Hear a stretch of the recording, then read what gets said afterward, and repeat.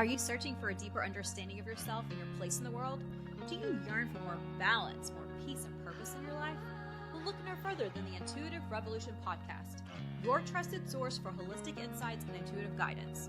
I'm your host, Alicia Farricielli, and I am ready to take you on a journey to inner peace and balanced well-being. So that awesome. Welcome back to the Intuitive Revolution podcast. You guys, again, we have such a treat for you today. Allison Yamamoto is joining us today. She's going to teach us some stuff about holistic healthcare, some things that she's been doing, some health things she's going through, and then take us through her process and how she got to become who she is today. So welcome to the show, Allison. Yes, thank you so much for having me. I'm excited to be speaking with you today. So tell me, how did you get to Red S and its impact? But go back and tell us a little bit about what that is too, as you kind of guide us through your story. Yeah, so I can start with my story and then interweave a little bit about Red S, which is a term that I'm presuming most people have probably not heard of, which is completely okay because I was in the exact same place. And so this will definitely come out in the story, in my own story. But so I come from a history of very active growing up in my childhood, very active family. And so I've always been fairly interested in my health because of that. And I ended up being a cheerleader in college. And then once I graduated, got really into running. And so I was a runner. I was running some marathons, some half marathons. And because I've always been really interested in my health, I also have taken a lot of importance and attention to my nutrition. I want to make sure I'm feeling myself well. I want to make sure that I'm thinking about how it's impacting how I feel, but also my longevity. And there's just so much information that exists about our health and our nutrition and what's good and bad and right and wrong. And I ended up getting into a state for a few years after I graduated where I was running, and I was also really trying to eat clean and healthy and be as fit as possible, where I fell into a state that a few things ended up happening that were, looking back on it, red flags. But at the time, they were things that were off about my health. And when I was trying to navigate the healthcare system, it was confusing what was going on and whether or not there was an issue. And meanwhile, because I was so invested in my health, it was easier for me to dismiss that there was any type of issue going on and to normalize this experience of I'm just going to push through because none of this is so bad that I feel like I need to completely stop everything that I'm doing in order to try to fix some major issue, as much as they were things that I could endure through. And that's, I feel like, something that's very embedded, especially in our culture when it comes to exercise. It's just like push through, discipline, keep going no matter what. But there were things like menstrual irregularities where I would miss my period fairly often, and things like feeling like I was really fatigued with my workouts. And sometimes I would just feel like I was burning out, where I didn't really want to do it, but I felt like I needed to do it anyways. And what I didn't also realize was that my performance in my exercise was very much plateauing. And I didn't realize that because I didn't really know what my potential was. And so I always thought, oh, I guess this is what it's supposed to be like. If you go for a long run, then for the rest of the day, you're just completely zapped for energy and you won't really feel like you can do anything, and you'll just be really fatigued and tired. And that was just what I thought was part of the experience of running and trying to train for races, and even if you're not training for races, but like working out and really trying to challenge yourself in exercises. And it even showed up in other areas related to like my mental health, related to my work, where I was a lot more irritable, or I would feel like I would get really low mood sometimes. And at the time, a lot of the times I would just attribute that to my personality or being really stressed out or the phase of my life that I was in. And it was actually that all of these things were really interwoven together. And it was all a result of this condition that you mentioned, which is called Red S or REDS. And it stands for relative energy deficiency in sport. But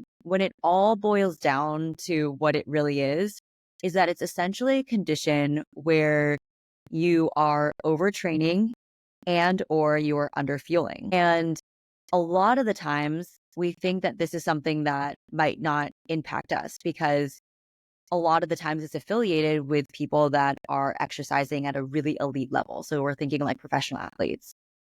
And yet the prevalence of these types of symptomatic issues are really prevalent, and it's very common actually in folks that are exercising at any activity level because of how much misinformation, confusing information exists around nutrition that can lead us to be more vulnerable to states where we are mismanaging our fueling, our nutrition, that's causing our energy to be impacted. And energy levels meaning energy like nutrition and energy availability for fuel, but also energy as in our experiential energy, like how much motivation we have, how much focus that we have throughout the day, all the way through to overtraining, where because we live in this world where often it's praised that more is always better when it comes to exercise, that I've seen people who are overtraining, who are doing some sort of group fitness classes on a very, very regular basis, or they're just comparing themselves to what they did yesterday or the week before.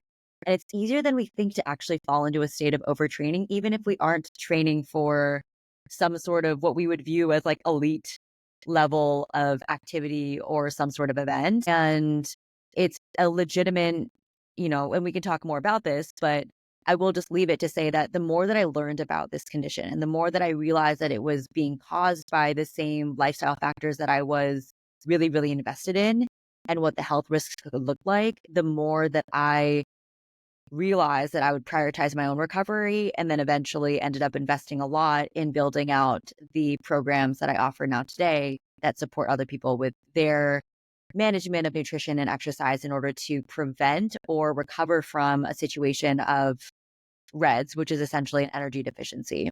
Wow. That's amazing. And I can say this because I was never a professional or an athlete in high school or college or anything.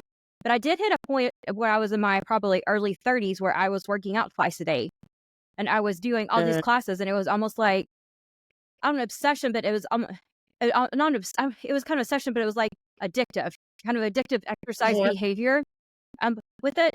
And now going back and looking at it, I was so extremely stressed out. But my cortisol levels, and I've like after doing some research too, is when you overextend your body, and especially when you're getting into 40 plus, the cortisol levels start to rise, and your body can't function as well, and so you're just in this flight, freeze, fawn mode all the time because your cortisol levels are so high.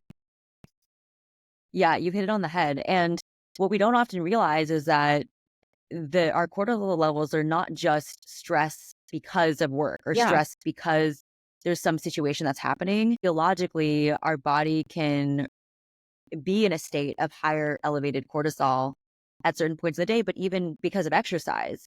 And that's actually the beauty of exercise, is that it is a space, and it is a activity that we can do where we're intentionally putting our bodies under stress in order to be able to recover. But to your point, the issue is that there's a line between when we are doing like acute cortisol sessions where we're spiking our cortisol and then it recovers and we're feeling good, and then chronic stress or like chronic levels of elevated cortisol. And that's very, very much something that happens when you're in a situation where you're experiencing these types of issues. And the ironic thing about it is that when we're in these states of elevated cortisol, it's actually it's inhibiting the same goals that we have usually when it comes to our fitness, that is causing us to do any of these behaviors, such as exercise really intensely or really frequently, or try to be really diligent and potentially even restrictive about how we're navigating nutrition in the name of health or in the name of fitness. And when we're in that state of elevated cortisol, our bodies are, to your point, in this fight or flight, that's probably not gaining muscle and improving our fitness in ways that we are intending based on the lifestyle factors that we're doing. Yeah. And then we start restrictive eating. So like there's a certain portion of it. And I mean, I have such an issue after, especially digging into doing this podcast. I mean, some people come on and like going through our own health journeys is like, I have such an issue with diet culture and going on a diet. It's like, yes, there's times you need to obviously lose the weight or get ready for health issues. But these people like massively cutting down your calories, it's like almost putting your body into a shock. And then it doesn't come out of that shock all the time. And I've seen this happen multiple times with people. They're like, well, I can't eat anything. I gain weight if I eat more than 1,500 calories a day. It's like, well, that's because your body is used to that. And it's almost still in that, I feel like, starvation mode. And so it's almost like you have to train your body to be able to eat this amount of nutrients that it needs. Yeah, I love that point because I think it's so interesting where it's this very fear-based approach that becomes a self-reinforcing thing where if you feel like I need to lose weight or I want to be really diligent about weight loss and being lean or those body standards that are really high pressure, and then you end up in a state where you are eating in a major caloric deficit relative to what your body could be supporting, then your metabolism does slow down. And then you're also losing this trust with your body, where when you actually could be eating significantly more, but because of that fear and that fear that we're reinforcing about, well, what will happen to my body? Am I going to gain weight? Will my metabolism ever recover from what it's been through for so long? We get into this belief system that there's no other way, that for us, and and it's always you specifically, that is the exception to all of these other things that are occurring, could not change some of these habits. And it causes us to hold on even tighter. And it's unfortunately really normalized where we look around and we see other people doing it either online or some of the other people in our lives, potentially even who are doing some of these behaviors. And it could be because of, I've seen sort of two different instances where this is happening. One where people are doing it really knowingly, where they're intentional about it. They believe it's the thing that they need to be doing. They've seen other people do it online who maybe they want to emulate. And so then they're going to do the same thing. And there's often times where people, and usually it's a mix between these two situations, but sometimes where people are doing it unknowingly, where they're just underestimating how much they actually need. They're underestimating how it's showing up in their experiences day to day. And they might just not have the time or the focus on their nutrition or the awareness about what the facts are when it comes to our energy availability and our energy needs to be making the informed decisions about what would be best for their body. And I think that to your point on diet culture, it's so rampant that it can feel really guilt ridden to make choices that you think are going to be wrong or that you think will be judged by other people. And that really can lead to states where you are mismanaging your nutrition in ways that are negatively impacting your stress levels, negatively impacting your metabolism. Do you find that when you're kind of going through all this, that it was kind of not, I want to say it was more of a mental thing, maybe some things that you needed to heal from when you were going from, the extremities to you? Because I think I see that a lot of people as they're almost masking and keeping away, and I'm not saying you were, but masking and keeping away the things, their feelings, their things that they needed to be processing through. And that's almost a way of control for a lot of people. Especially you see these high endurance athletes that are doing it on an extreme basis, and that's just their entire lives. I feel like I'm not saying they can't they're too rigid with it. Yeah. Yeah, and it's absolutely a spectrum. It's absolutely a spectrum where there are people on really severe instances where it's absolutely, diagnosable even some of the psychological issues. And, on the one end of the spectrum there's eating disorders, there's very disordered relationships with these exact same principles. And I usually like to say it is very much a spectrum because you don't have to be at that level to be experiencing some of these issues and actually to be putting yourself at risk of some of the health risks that are associated with this type of condition. But really it is like a state of being that your body is in. And that is actually one of the main things that I think is underrated about when people are seeking support or seeking changes that they want to make around their nutrition and exercise, that I felt like you really elegantly pointed out, which is that it is a very holistic situation. It's really hard. And this was frustrating for me in my recovery, was I would go to one specific specialist. Maybe it was like someone who focused on nutrition. And then I would get some sort of plan, and it would be a very isolated approach for looking at one side of who I was and one side of how this problem was manifesting for me.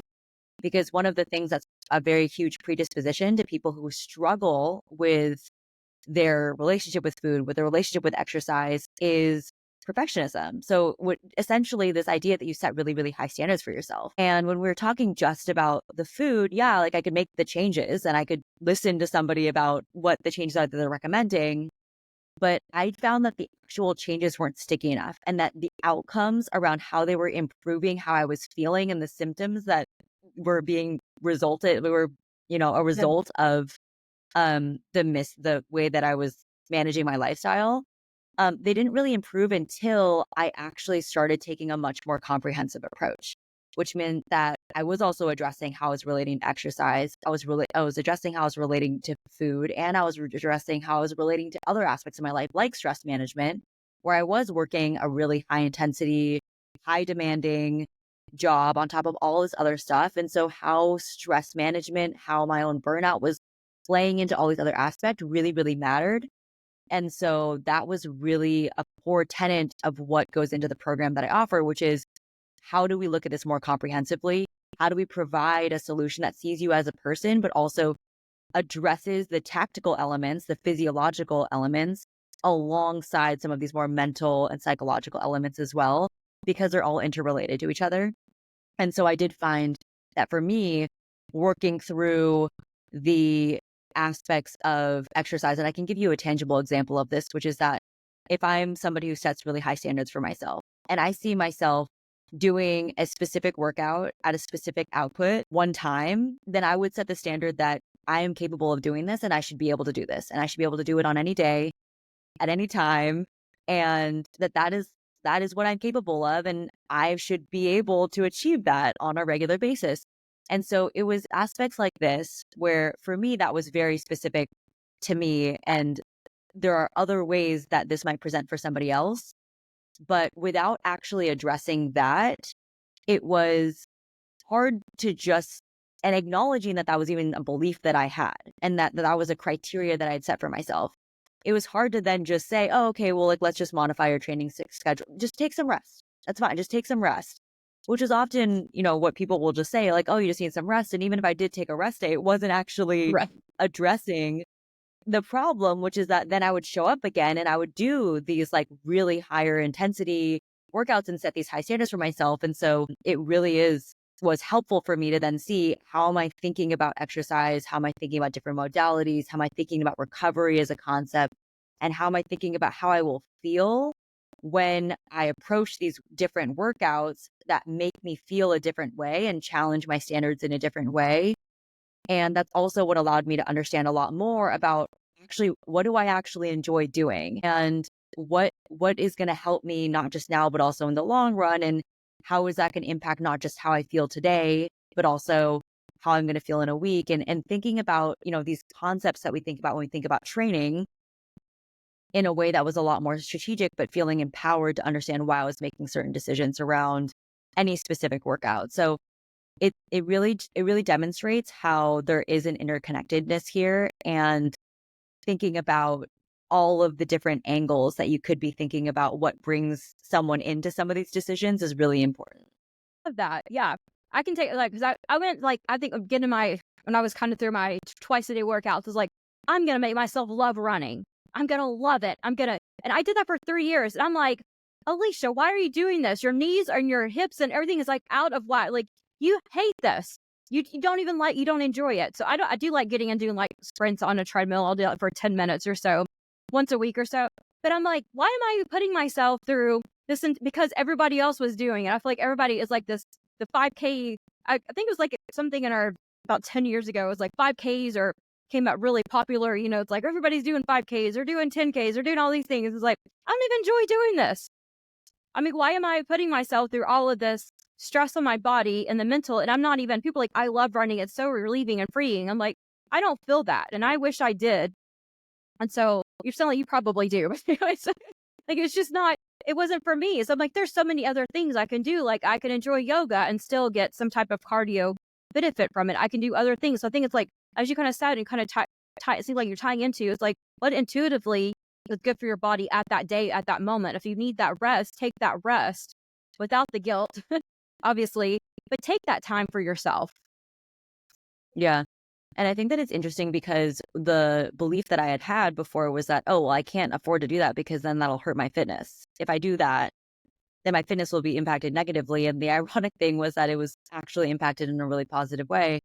And I love what you're mentioning about the relationship with running, because I think there's also standards that we have around what quote unquote counts as a workout. And especially when we look around and we see other people, to your point, running these 5Ks, 10Ks, whatever it is, then we implicitly or not, like intentionally or not, essentially, will internalize some of those beliefs that that counts as running, that doesn't count as running, or these are the standards that I need to set in order for it to count as a workout, or, oh, maybe I only have 20 minutes. So I need to be as efficient as possible with something that will count during this period of time. And it's interesting because those have biases as well in them, in terms of, well, if we actually think about the different modalities and we think about how there's functional purpose in a lot of different modalities when it comes to exercise, that it actually ended up improving my training. Like my actual fitness improved when I was able to develop a more intuitive approach. Mm-hmm. And I think it's also really interesting because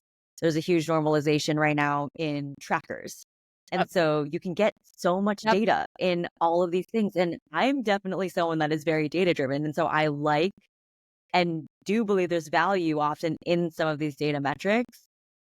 But I also know that there are instances where the data isn't drawn from a representative sample set of people, and that sometimes it doesn't factor in other things that we know about our bodies. And I think that it's a very interesting and empowering approach, which is a huge thing that we also focus on in the programs that I work on with people, which is developing that intuition. It's not something that you just necessarily come out with, especially when you feel like there isn't a lot of room or luxury to be able to afford to do something more intuitive because of time or because of resources or because the obligation of, having to get this workout in. And sometimes even the metrics can give us a false sense that we are using that intuitive approach. And yet there's a huge amount of power to be able to understand, well, what are the other factors that we can add in and supplement to data if that's what you're looking at, or to understand for yourself, so that there are ways that you can cater how you're working out and what exercises you're choosing to do. Not that every single day necessarily needs to be like completely, because that's the other thing, is I am a structured person. And I think that oftentimes when we view something as being like entirely intuitive, it's like that means there's zero structure. You're just waking up in the morning, there's no plans, blank slate. What are we going to do? We never know. And it doesn't even have to be that open-ended. For some people that really works, and for other people it doesn't. And so I think there's beauty in being able to understand what are the variables that I can tune into myself that help me understand how I might make modifications, even if it isn't like I'm completely changing everything about my day. There are still things that you can change that will be really beneficial, likely to your fitness as well, and not just to that moment and how you are feeling in that specific like exercise or workout. I love you brought up the fitness track, all this stuff, because I have a certain ring. I'm not going to put it out there. And I love the portion for counting steps and stuff. But I was wearing it at night, every single night for about 3 months. And it was tracking my sleep. And it says I was sleeping. I was like, I should be dead by now. I was getting like a 40 sleep score over and over and over again. And my husband's like this 80 to 90. I'm like, I know I don't sleep well, and so when I quit wearing the ring, and it would work, I'll be like, I feel like I feel good today. Like intuitively, like I feel good. I feel like I had enough sleep. But it wasn't capturing half of my data at night. And so then I would wake up, have this mindset, and would almost like consciously put in there, oh, you didn't sleep good, so you can't exert much energy today. So my days were slow and I was more sluggish, even though when I woke up before I checked it, I was totally fine. So it was like this mental thing that was going on. So I quit wearing it at night. And I have slept so much, feel like I've slept so much better, like back to my normal routine. So it kind of goes to say, it's like you got to intuitively know whether or not, like I do, like I need to take this off. Like it's just wrecking my entire sleep, my days of saying I didn't sleep well, even if I did. And I went back and forth and argued with the company who made it. They were like, well, it's accurate. I'm like, I don't know, because I know I was asleep then, but I was. So yeah, and there's some instances where it can be helpful. Yeah, if people are trying to be held accountable to, if they're trying to improve their relationship with exercise and they really do struggle with rest, it can be helpful to actually hold you accountable to not to doing what you were intending to do. It could be helpful if you are unsure, and then you check the data and you're like, actually, yeah, I mean, I feel bad and it says that I didn't sleep well Yeah. and that probably matches my experience. But I love that what you ended up doing, because I think that that's also something that's really empowering, which is a lot of these are also gamified. And then sometimes there's even a social aspect because you can sync it up with these other apps where you're seeing Yeah. and comparing to a bunch of other people. And I think, and I understand why and what populations that could be really beneficial for. And I also understand that for someone, especially like me, who is quite disciplined and slightly can be Same. sort of competitive, if not with any other people, at least with myself. Same. And so if you're like, you got to achieve this thing every single day, then it would impact me mentally in terms of, well, I need to achieve that thing. You're telling me I need to do it. And if I didn't do it, I'm going to have to do it. And so I think that there's also room to be able to understand and reflect on, how is this impacting my life? Is this adding to your point? Like, is this something that is ultimately making me feel worse or better? And is it actually improving how I'm showing up for my health, or is it harming it in other ways? And I think that can be a very individualized choice and something that is worth, there's no right answer, right? I think that the right one is going to be specific to your own experiences with it. And a lot of times I see people ending up at least changing or potentially breaking up altogether with their trackers when it's gotten to a place that doesn't feel as restorative or as empowering and energizing for, what they were intending for it to add to their life. Yeah. I knew enough to know that I haven't have sleeping issues to begin with, and I knew enough to confirm that. I was like, I'm good after that. I will use it for tracking my heart, whatever I need to, whatever, working out. So I kind of, Yeah. I think it's like sitting on my other desk here. I think about twice a week, I'll remember to put it on. I'm not okay with that. Totally okay with that. Still paying the membership, but I'm okay with it. Yeah. So tell us, for listeners that are maybe looking to get started with their health process. Let's say that there's two different people here. The first ones are, I probably need to start adding in and doing taking more control of my health. What would you suggest for them to do to not overdo it and to not go down the traditional diet culture routes and things that we've talked about? Yeah. I think that one of the things that's important, even when we're thinking about, taking control of our health, is to start with really understanding what your goals are specifically and what is motivating that. And so oftentimes we really equate health journeys with weight loss journeys, where there's a pressure to just always be the smallest version of yourself. And that's where we can end up always seeking out advice that is essentially weight loss advice. And that isn't necessarily something that applies. And so I think that because we're living in a world where there's so much information and it's hard to understand what's credible or not, that when it comes to our health journey, that I always like to use kind of like this big rocks analogy, where if you had an empty cup, have you heard of this analogy before? It'd be helpful.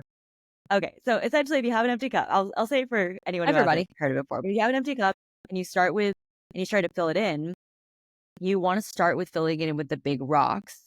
And then you would add in some of the pebbles, and then you add in the sand, because then the jar would be completely full. Versus if you were to start with the sand and then you were to add some of the pebbles, then there's not as much room left for the big rocks, and you might not be able to fit them all in.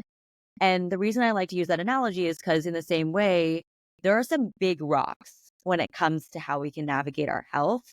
And if we start with the pebbles and the sand, which I really frequently see people doing, which is like there's all these random little optimizations we can do with like various supplementation and super specific niche protocols. And if we start with the sand, but we're missing some of the big rocks, then it's actually doing our own health and our own selves a disservice.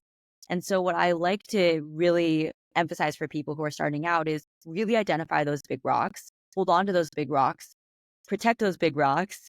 And then once we have the big rocks and we want to go into the pebbles, we want to go into the sand, then we can make room for that. But starting with the sand is a mistake that I see people frequently making, and it's a disservice to some of the big rocks. And the big rocks these are topics that are, more generalized. It's like, to your point, it's sleep. It's not the super, super, super sexy, latest trendy thing. It's like sleep and exercise and nutrition and how we're approaching those in a very functional level and not necessarily overemphasizing and being very, very, very aware of where there is fear-based language or fear-based motivation when it comes to any of the recommendations, especially around our diet and around our nutrition. So that's kind of what I would start by saying for somebody who's starting out on their health journey, they're interested in getting more interested in their health, is to start with those big rocks. I love that. That's so important, like informative. It actually reminds so many things you can apply that to your life. And that was a good reminder, even for myself, to make sure the big rocks are really in place before you start adding the pebbles and sand in there. So as far as someone who is they're overdoing it, they feel the pressure to constantly have to perform with their body, and they're afraid to come off of that hamster wheel of fitness. What do you call it? What would What would you say just one step for them to do to truly take a look at the first step? Yeah, I love this question. So I think the first step is just to reflect on areas where this might apply to you. Every single person, to just reflect on where this might apply. That would be my recommendation for the first step, because I think it's so easy and common to fall into some of these traps, and that the unfortunate consequences of being in one of these cycles and how it can impact your health in many ways that we already mentioned. But it's more common than we expect, but it's also easy therefore for us to ignore where we are experiencing it. And so my recommendation for the first step would just be to really think about your own relationship. It could be with exercise, it could be with food, it could be with your body image, the standards that you have for yourself around your body, or any of these other areas. And just think about, where are there potential areas where this might be showing up for you. And that would be my recommendation for the first step. That is a great, amazing. I was like, that was great, amazing. That is such a good thing, a good starting point for anyone. It's like, because you feel like you have to get really honest with yourself and really take a look in your internal mirror. And I mean, it's that self-awareness and honesty that gets you to the next level. So awesome. So for our listeners that want to reach out and find out information about all of your programs, what's the best way for them to contact you? Yeah. So I am on social media. You can always message me. You can shoot me a DM or connect with me on Instagram. I'm just at my name. So at Allison Yamamoto, or I have a website, and that links to free resources. It links to a call where we can chat a little bit further, and it links to our program. And so if you're interested in working together, or you're interested in maybe connecting someone you know to our programs, always like to hear from anyone, and you can find any of the resources through the website. So, well, thank you. And obviously for the listeners out there, go to the show notes. All her information will be in there, links to all the stuff that we talked about today.